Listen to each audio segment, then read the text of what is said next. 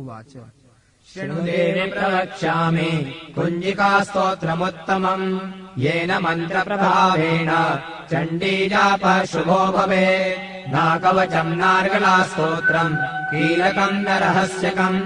नासूक्तम् नापि ध्यानम् च न न्यासो न च वाचनम् कुञ्जिकापाठमात्रेण दुर्गापाठफलम् लभेत् अधिगुह्यतरम् देवि देवानामपि दुर्लभम् गोपनीयम् प्रयत्नेन स्वयोनिव पार्वती मारणम् मोहनम् वश्यम् स्तम्भनोच्चाटनादिकम्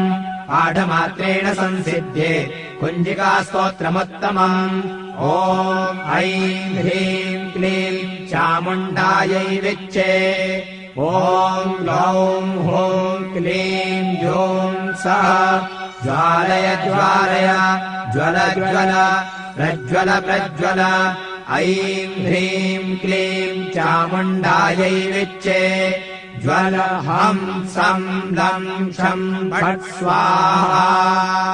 नमस्ते रुद्ररूपिण्यै नमस्ते मधुमर्दिनी नमः कैटवहारिण्यै नमस्ते महिषादिनी नमस्ते शुम्भहन्त्यै च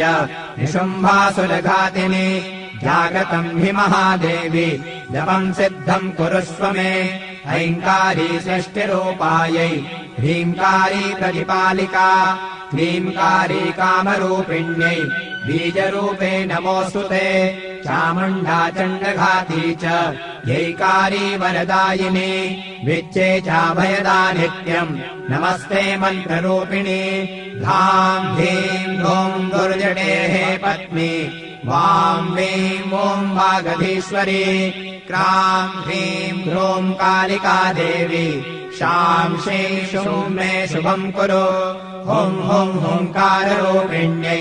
जं जं जं जम्भनादिनी ह्रां ह्रीं ह्रूं भैरवी भद्रे भवान्यै ते नमो नमः अङ्कं जं तं तं पं यं शं ह्रीं धूं ऐं वीं हं शं धियाग्रम् धियाग्रम् त्रोटय त्रोटय दीप्तम् कुरु कुरु स्वाहा वां ह्रीं ॐ पार्वती पूर्णा खां ह्रीं ॐ खेचरी तथा सां श्रीं सों सप्तशती देव्या मन्त्रसिद्धिम् कुरुष्व मे इदम् तु कुञ्जिकास्तोत्रम् मन्त्रजागर्ति हेतवे अभक्तेनैव दातव्यम् कोपितम् रक्ष पार्वती यस्तु कुञ्जिकया देवी हीना सप्तशतीम् पठे